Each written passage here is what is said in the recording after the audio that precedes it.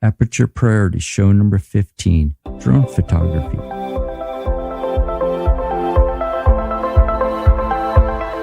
Welcome to the Aperture Priority Podcast, an Avila Studios production where it's all about photography and fun.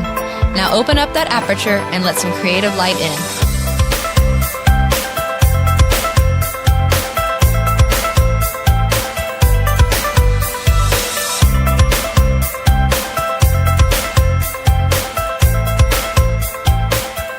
Hello and welcome to show 15 of Aperture Priority. Tony Avila here, and again today I have my good friend Joe Engelbert. Hey, hello Tony. It's good to see you. It's show number 15. Who would have thought of it? Who would have thought of it? Yes. After 13, I thought bad card and all. I thought maybe somebody's trying to tell me something, but we're starting off the year right. I want to start off. I know at last show we talked about the social media thing and some of the negatives of what people say. I personally got to test this last Saturday the Nikon Z6, the new mirrorless camera. That's not the top one. That's the next one down. And I can't say it's a down step. I had really a good positive experience with it, other than I can't get the raw images because my friend didn't have a card reader and also the up-to-date system. But the picture quality, image, whatever you want to call it, I was amazed. And that was using the kit lens, the sharpness. And I heard everybody poo-poo it. Oh, it's not the sharpest. Wow. I mean, it looked pretty darn good. And the viewfinder blew me away. And I shoot a Fuji. Mm-hmm. And I know it's an older Fuji, but the viewfinder, I thought I was looking through an optical viewfinder. That says a lot. Yeah. So my overall experience was a positive. I'm curious if my friend will let me test it some more. And, I'm curious because if this is the way things are going, I'm going to try to test as many mirrorless cameras of all makes. But sometimes hearing people like, oh, yeah, this, and that, it's like, okay, did you use it? And, actually touch the camera, feel the camera, photograph with it before you go and say, it's, This is the next thing, the next big thing. So today we're going to be talking about drone photography, but before we get into that, I have a question I want to ask you about the Nikon Z6. Would you buy one? You know what? Yes, I would. And it's kind of weird. I was on the fence because I do like the Fuji systems, and talking both the GFX, which is their medium format, and their X systems, which is the crop sensor. I have not messed with I did play with it, but I didn't get to photograph the medium format one. Mm-hmm. And the feel of the Z6 felt great in the hand, and I've used the Sony before. And there is a kind of a difference between, the Sony and the Nikon, because Nikon's been designing cameras for quite a long time. And I heard good things about the Canon. I enjoyed it. Was a good experience. And the menu, the operation, the command dials, everything are so familiar to you as a Nikon user. As a Nikon user. And again, for that price point, yeah, it's 24 megapixels, but my friend sent me, Jimmy Allen, great guy. I'm going to give him a shout out. He emailed me a JPEG he took, and he was kidding me because we had issues with his Sony. We had specks, a lot of these dots, and he goes, "Darn, I got specks." And then I zoomed in, and it captured these birds flying over downtown Visalia, and I zoomed in, and I was pretty amazed how detailed you could see silhouette. Yeah. And I mean, it was like, well, I think Nikon did something good, even though it's got the one card. Right. Oh, yeah. Big deal. We only had one roll of film back in the day, remember? But speaking of capturing birds, the question of the week this is a question that I got, and that is, what's the best telephoto lens for a beginning birder that's serious about taking photographs of birds? Birds are an amazing, fun, challenging, beautiful part of nature to photograph. And I'm a big birder. And so being a Nikon user, for me, that's a no-brainer. The best lens for a beginner is that 200 to 500, 5.6 with image or vibration reduction for around 1,300 and some change now. It is an awesome lens for a beginner. And even for serious photography, it is no slouch. And you and I had an experience that brought that to light. So we're in Yosemite. We're walking along. The day started out cold and misty and a little bit of cloud cover. Solid cloud cover, but the clouds broke. We decided to stay the day. There weren't any crowds because the park was officially closed, but it was open. And we were walking along, and there was this lady there, standing there, looking up at the trees. And I'm thinking to myself, she's looking at a bird, because she just stood there for a minute as we approached. And then I heard the tap, tap, tap of a woodpecker, and I go, oh, it's a woodpecker, And so I'm getting excited because, I can photograph a woodpecker. And it turned out to be a pileated woodpecker, which is a really nice bird, a big crow-sized woodpecker with a brilliant red head. And there was a pair of them, both the male and the female there. So we got all excited, at least I did. And you and I set up our tripods, but I didn't have my long lens. So I ran back to the car. I literally ran back to the car and got my 2 to 500, brought it back and started taking some pictures. And I'm taking all these pictures and I'm all, happy and sassy. And I got this pileated woodpecker and all these different poses. And I look over at you, and I noticed that you had like a 35 millimeter wide angle lens, whatever you were shooting. I said, hey, I need to share some love. Yes. So I said, hey, Tony, you want to shoot this bird with the 500? And you said, yeah. So tell me about that. I was really impressed. And on a note, we talked about the previous show's social media. Joe was doing the happy dance. And I didn't pull out my iPhone to record. That's to show how much of I am not in tune with the social media. Yeah, that would have been a hit. Looking through that lens and using it, I had heard so much about it, but once you use it, I was blown away. I was like, wow. And when you look at the image and you think, well, it's 5.6, it's a constant. Get that out of your head. The bouquet looked beautiful. Mm-hmm. The image rendition, everything about that lens, I was like, wow. I was shocked at the detail and everything. I was so impressed. The thing, as a longtime Nikon user, that's in the back of my head, okay, Nikon's charging $1,300. When are they going to wake up? And they say, oh, no, that was a catalog mess. Yeah, we messed up on that. $2,300 for this lens. Yeah. I tell you, it is well worth it if you're a Nikon shooter.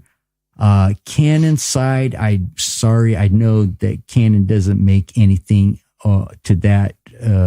Nothing like that. And even on the Sony side, I don't know what they have other than going third party. Right. There's a Tamron 150 to 600 for about $1,300. Right. That would be, it comes with a Canon mount. I'd try that. If you want to stay native with the Canon, the 1 to 400, they have a image stabilized lens, but man, that's about $2,100. So it's a little pricey for, exactly. Compared to the Nikon. Yeah. And what I could tell you, the image quality of the Nikon, don't be fooled by the price or anything. It is. I was really amazed because the odd thing to me was I hadn't used the autofocus lens in a while because I killed my 50 and 60 millimeter workhorses. Oh yeah, and I was like, wow, this autofocus stuff is nice. It's fast and snaps. It's fast. It snapped. I tell you, I was very impressed with the lens. And being a 5.6, don't let that fool you. Oh, you can't compress or blur that background out or blah, blah, blah, whatever you think of. It was actually a really, really nice lens. It's well made, and for bird photography, it's ideal. Mm-hmm. Right. So to answer the question, Joe Ellen asked this question. Yep. If you're a Nikon user, absolutely no brainer, $200 to $500. Go buy one today. And if you're not a Nikon user, that Tamron $150 to $600 would be probably the one I would look at for Canon.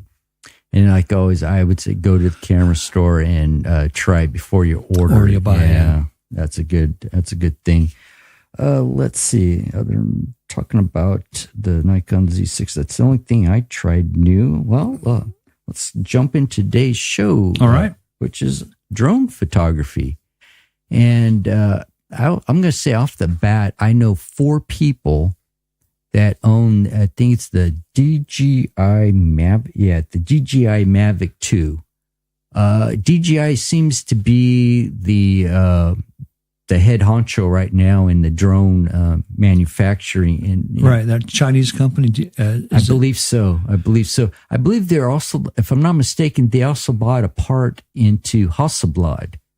And they come with Hasselblad cameras, right? Right. Right. The camera system on the DJI Mavic 2 is a 20 megapixel Hasselblad camera lens combination. Right. And what I've seen, it is, boy, I mean, I'm pretty impressed. And I've seen video, I've seen stills from them. So I'm really impressed.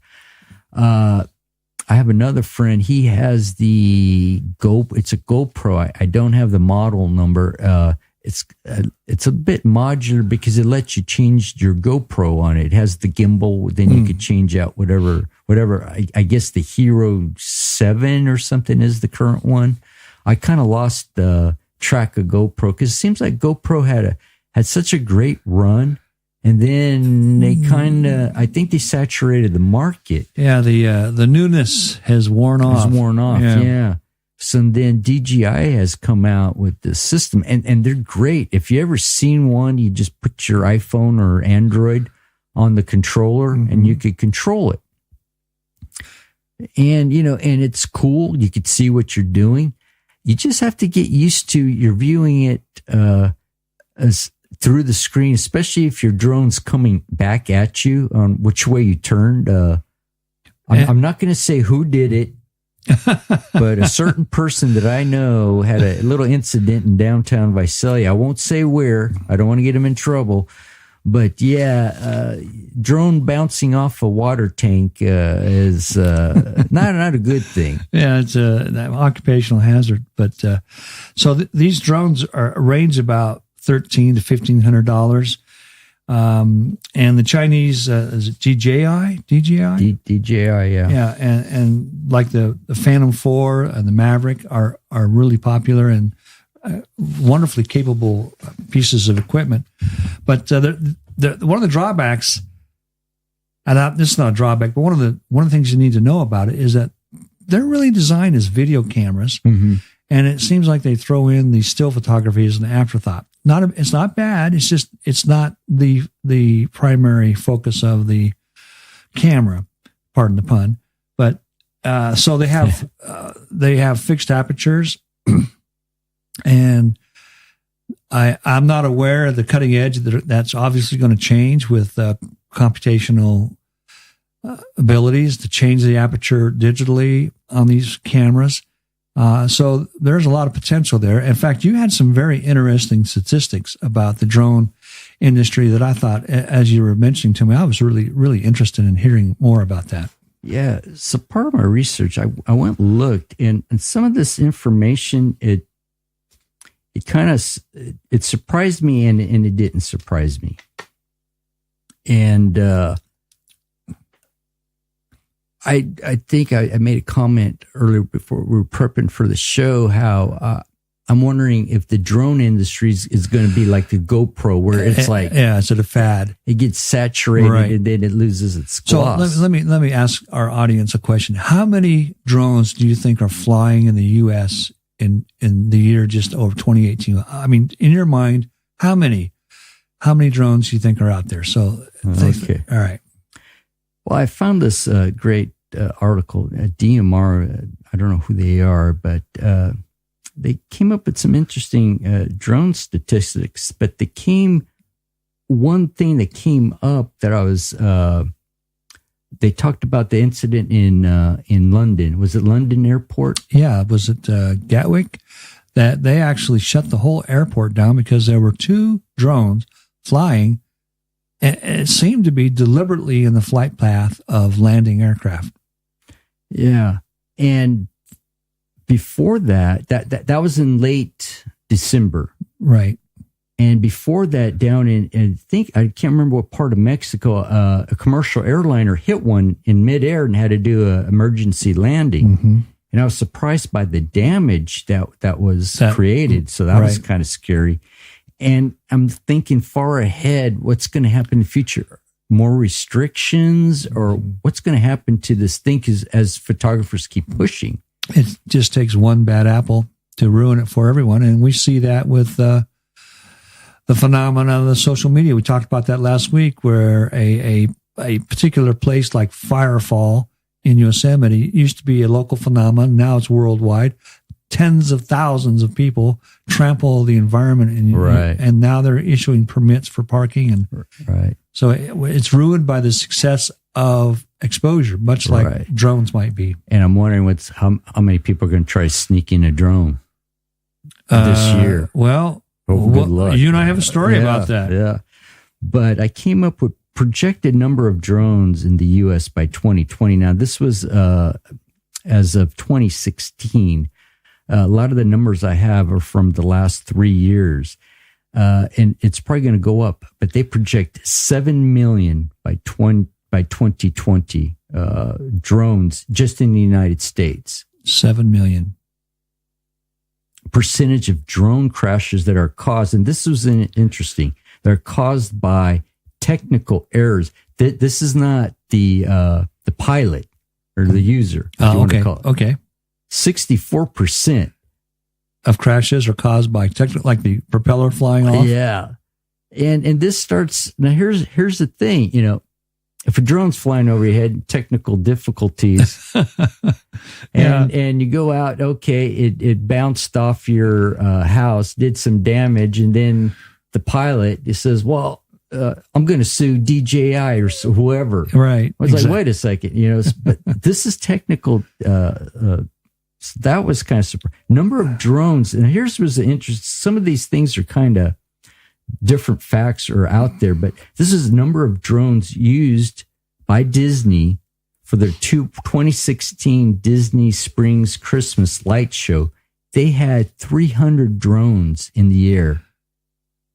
And think about that. That's a lot of drones, a lot of coordination. I speculate that they had to have those things connected with computers to guide them and keep them evenly spaced. Much like they had to have them choreographed with digital control. Somehow they had to, because it was like, I'm wondering if some of them were used for maybe security reasons too. I'm wondering, because 300, I mean, even the little ones, how did they not hit each other? Right. I mean, that just fathomed me.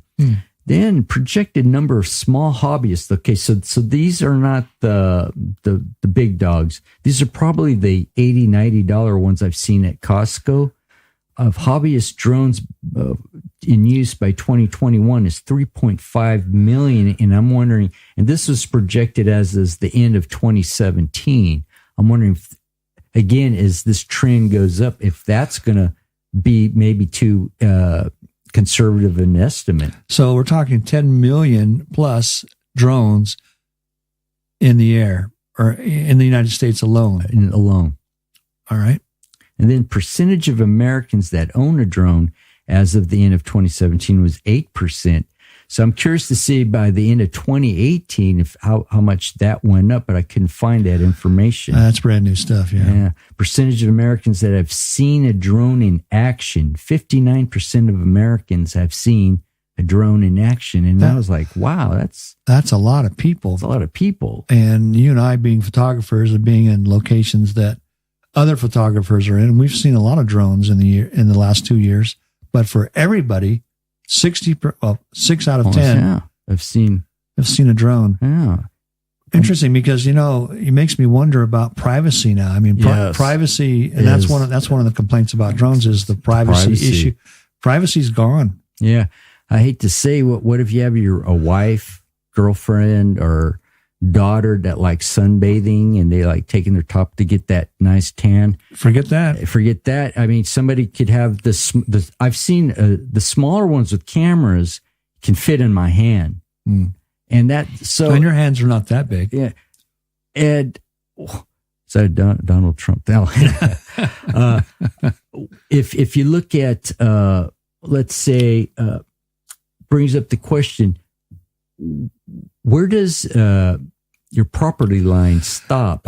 Is the airspace not part of it? That's an interesting conversation. If somebody were to sneak over a drone to spy on you, where is that going to be a new conversation? Like, well, you buy your house and you own the property and you only own so much airspace. If you want to buy more, the sky's the limit. Yeah. Yes. Total number of drones registered for commercial use, 20,000. That was by the mid 2016. I'm wondering how much that went up. Percentage of Americans that are interested in purchasing a drone at the end of 2017, or the beginning, it was 47% are interested. Half of Americans, roughly, are interested in buying a drone. And I'm thinking, again, is this the GoPro type of thing where it's the new shiny? That bell curve is very sharp, very pointed, up and then back down. Largest concerns about drones delivering among U.S. internet users is theft concerns, damages, packages. That's almost 75% are concerned about those two. And I could see that. My brother-in-law found a drone in his front yard. And I'm wondering, now, could have been somebody got away with it, but could somebody spy on you too? To make sure, hey, did he get a package from Amazon? So that's kind of a... So Amazon is going to be using drones, right, to deliver your package? They're really pushing that idea. So there's a just as a little bit of a tangent here, there's a new concept that's brewing and actually putting in place because of this one drone delivery. And that is there's a company and an effort to map the world's surface into 3-meter squares and give each 3-meter square a unique address. So when you order something from Amazon or your favorite company, they can deliver it by drone to any 20 or 30 square foot area on your property, your backyard, and that's the concept. So that's what we're getting to. You're going to have another address, Tony. It's going to be in the backyard. It's going to be, it could be anywhere. I mean, anywhere you designate your 3, well, they designate the 3 square meters, but it could be, that's the landing zone for that package. Interesting. Yeah. Now, here's one that falls in, it shows subject. The top industry using drones in the United States is photography. Right. Not surprised. Second largest industry using drones, and this is not a surprise, is real estate. No, sure. Show the homes. Yeah. They're flying their drones inside now. Yeah. Taking pictures. To see the room. Virtual tours. Right. And that makes sense. Estimated number of drones shipped in 2015, that was 700,000 drones. That was in 2017.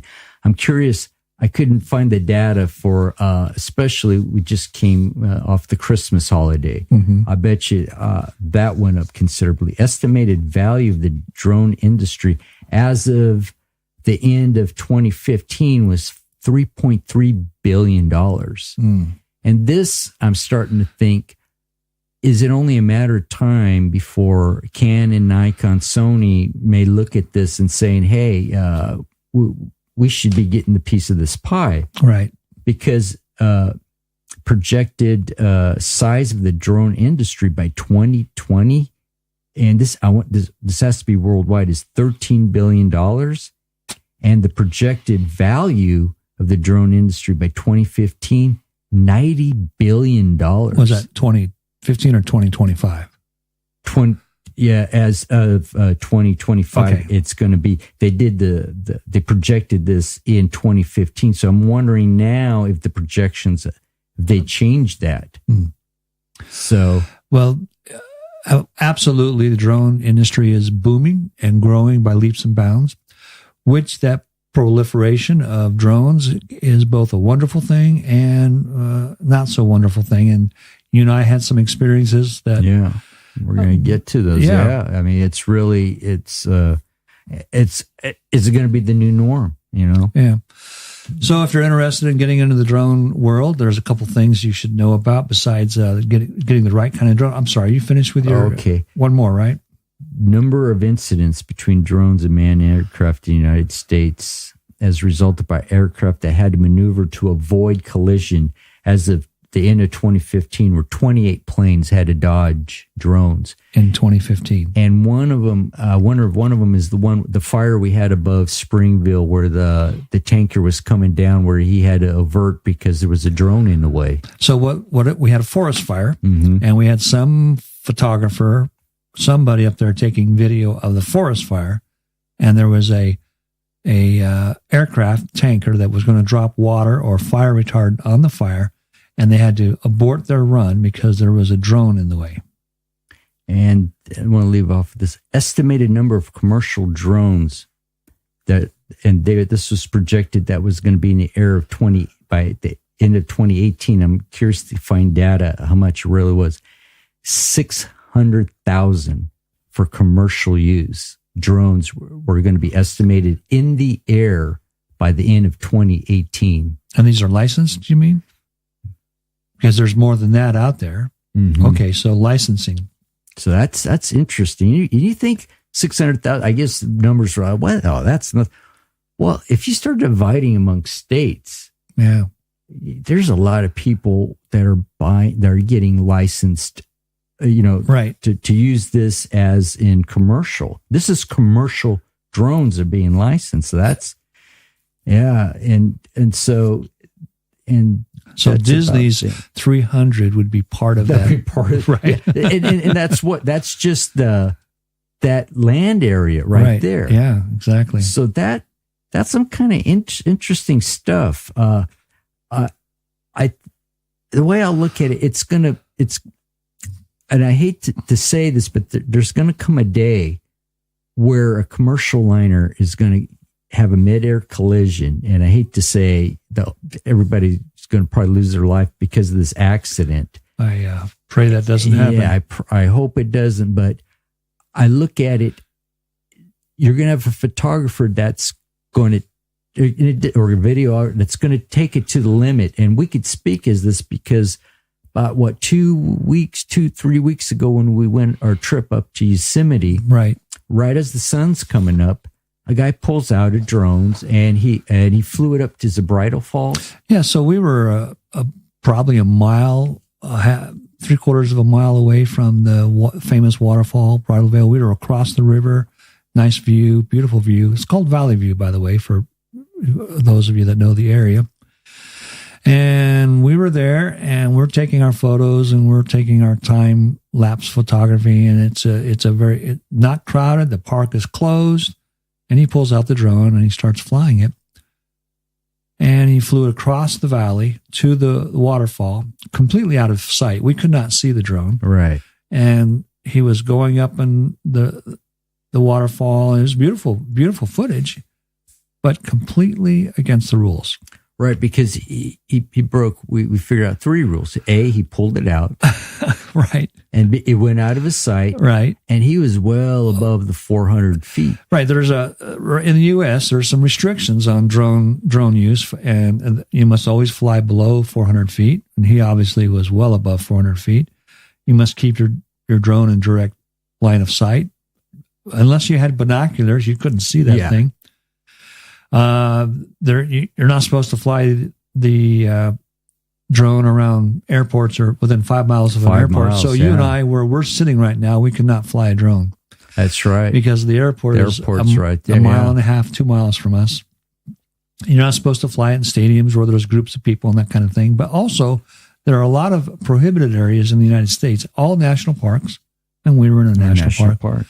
And so he had 3 strikes, but he could get away with it because there was no park rangers because of the temporary government shutdown. Yeah. But that's not the end of the story.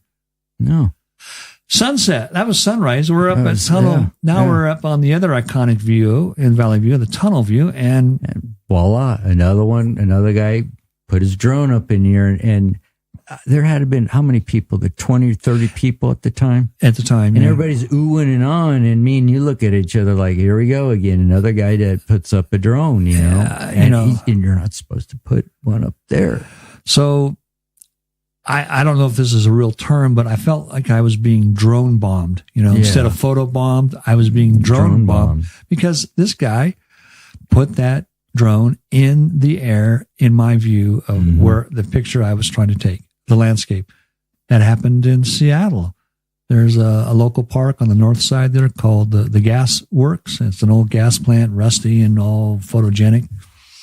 And so I was there to take pictures of this in the sunset. And there's a guy with a drone going up and down and around. And I could not take a picture of that old abandoned gas plant without his drone in there.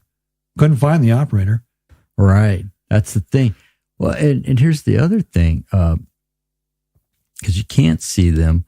I worry the day that because now that you let me use that 200 to 500 and I'm licking my chops, I get that lens. I go to some area and maybe I'm out. You're about to shoot a pileated woodpecker. Right. Or I see a great, there's a bald eagle on a branch just posing for me. Right. The shot of the lifetime. Right. And I put slowly, I was like, put your camera on and you're getting your focus. And then here comes a little drone. Then off goes the bird. And I think you're going to have a lot of frustration, especially people like me. When you go to national park, I don't want to see flying things other than if it's not nature, because it's a matter of time. Because I said my brother-in-law found one in his front yard. That you're out hiking out in the backcountry and hey, what's that? Oh, that's a drone. Somebody lost their drone. Mm-hmm. Well, use it responsibly.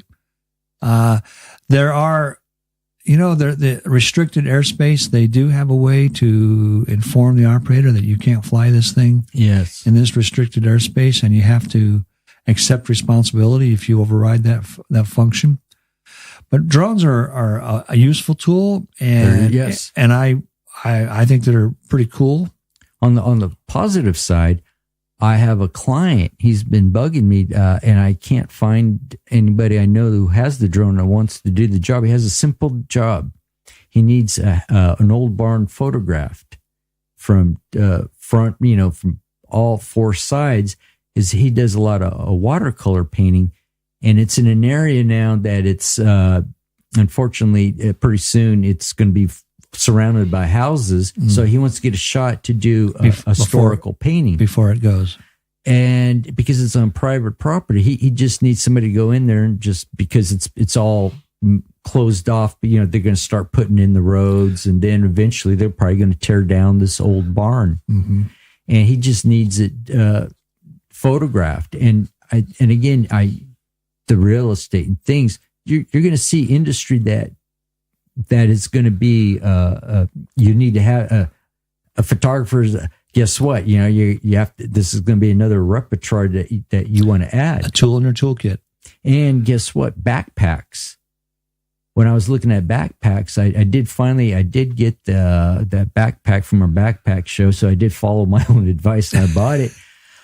But I was surprised to see what was the difference between some of the, some say, oh, you could put an iPad or you could put a 15-inch MacBook Pro or laptop and blah, blah, blah. And then drone. Right. This one will house a drone with the rest of your gear, And I was like, whoa, that's become the new norm. So if you want to get into the drone business, there's a couple tips that we'd like to pass along is that, first of all, you got to realize that because these are mostly designed for video, you're going to get a lower megapixel in the 12 to 16 range right now. It's going to go up, but that's where it is now. Your dynamic range is going to be a little bit limited. It's not going to perform well in low light, but you're not allowed to fly the thing a half hour before sunset and a half hour after. So you got to, you have to stay away from the low light situations anyway. So you're going to have a wide angle lens, which that was, if you think about it. Oh yeah, that was the fourth strike. Oh yeah, because that was the sun was setting. That's right. He was, and the guy at sunrise. I mean, he was a half hour before. That's true. Man, we should have. If we'd had a citation book, we could have made a lot of money right there. So you're going to have a wide angle lens, which is fine. Most of the models I've looked at have fixed apertures, which, is designed for video. But so when you get started, you might want to consider shooting in automatic mode until you figure everything out. Right. Bracket your photos. Also consider getting a neutral density filter so that you can actually change your shutter speed and that the amount of light hitting it. So you can, in a way, you're kind of circumventing the fixed aperture. You can get a different effect. And I've heard this over and over again, get multiple batteries because they only last 20 to 30 minutes. And if you want to fly those drones any more than that, you definitely got to have a couple, 2 or 3, and keep it low. Now, not because it's a regulation, but one of the rules about landscape is you want some foreground contextual composition there in your landscapes. And if you're shooting high, I mean, if you go up 1,000 feet or 2,000 feet, you're just duplicating what Google Earth does. Right. So keep it low, keep it like 100 feet or 30 feet, something in there so that you have some context for your landscape photography. Yeah, that's good advice. I will say, peeking over friends' shoulders and watching them operate the drone and how you can use your smartphone to control it. I think it's only a matter of time where you're going to have that feature changing the aperture. I think it's like everything. The industry's being driven right now, and it's going to keep going, especially as if the main thing, like I said, that statistic that drones are being purchased in the United States are for photography. There's only a matter of time. They're going to give you more camera options. Undoubtedly. And what's cool, the touch screen of your phone will control the drone. Another nice feature, I know this is on the DJI Mavic 2, and I'm pretty sure it has it on the other ones. When you get close to 6 feet and your drone close, you don't have to worry about trying to land it yourself. It warns you, and then you just click OK, and it lands by itself perfectly. And they have the features that, auto return home. Some of the higher end ones have follow me, so you can be driving or walking or horseback, and they'll follow you. Riding a motorcycle, they'll follow you. And so those are, and some are, you can use GPS to guide them and navigate them. So there's some really interesting features. Which it's interesting. You mentioned the GPS. It had to be preset because when I was out with my friend, I won't mention who it is now because he was probably breaking the law.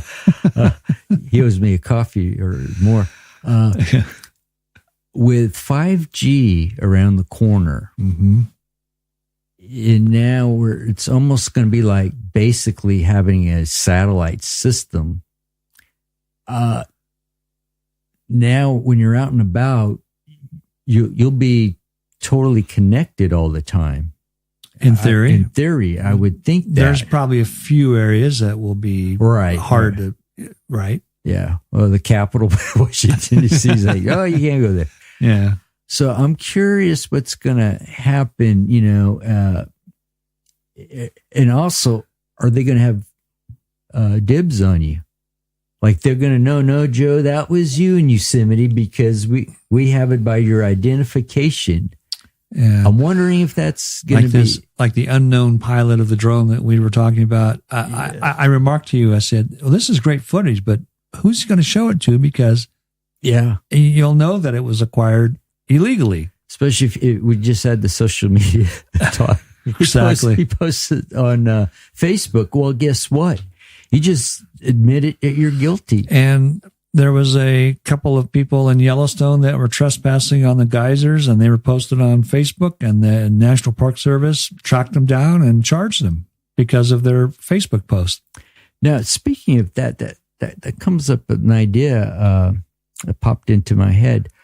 What's going to happen to some of the wildlife refuge places where they're going to say you're messing with the wildlife? Are they going to put even more restrictions on there because they're going to say, well, you're interfering with the local wildlife? And I think that's one of the reasons that was behind the prohibition of flying drones in all national parks, is to give the wildlife a little bit of undisturbed time.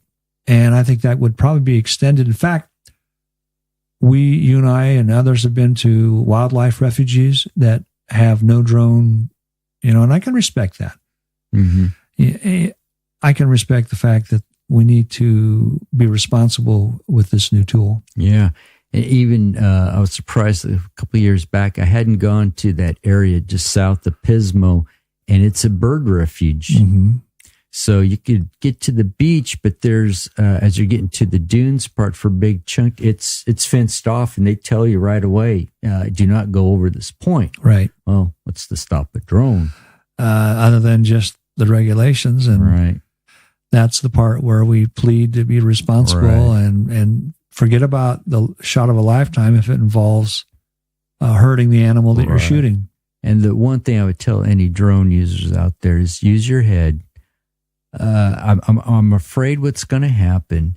Somebody's going to do something stupid. Well, I've already seen people do something stupid with the drones, but I'm afraid it's going to be a backlash against all photographers. So when you go up and you're carrying a tripod, it's like they're going to lop you all, and you guys are all evil. Yeah. You're up. And I'm afraid it's like, don't push it, because we don't need more of these rules in the park. It's like I'm taking my tripod out.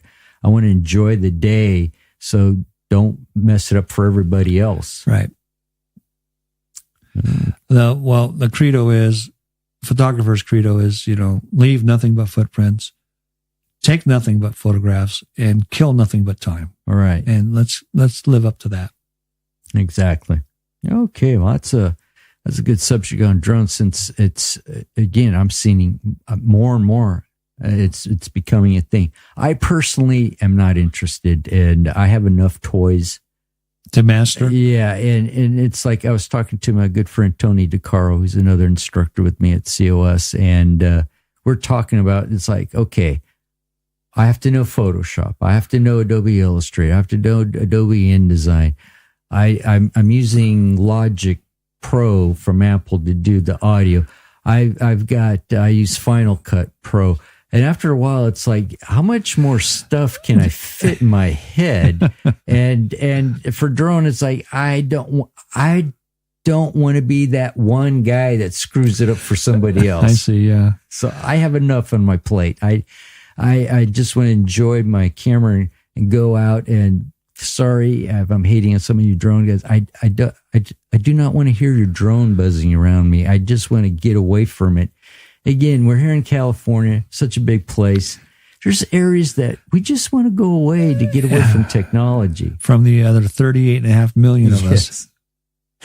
Okay, great conversation on drones. So, Joe, where can we find you? Facebook, you can find me at Bright Angel Images, or on Instagram, Bright Angel _images. And then my email is brightangelimages@gmail.com. And I have a website, brightangelimages.com. Oh, great. And everybody can find me here on avalastudios.com. Tony Avila 64 on Instagram. Because Apple used to make a program called Aperture, but on the Aperture Priority page on podcast page on Facebook, and where else? I guess that's it. It's been a while. I forget where I'm at everywhere. It's like we're trying to remember passwords. So where are you? Where are you? Right. It's like when at COS, at the college, they've simplified it. Now we have one master password. Oh, good. I used to have, I think, almost 5 different passwords I had to remember, and that's a nightmare. Yeah. So just I wanted to leave off to remember to open up that aperture and let some creative light in. Thank you.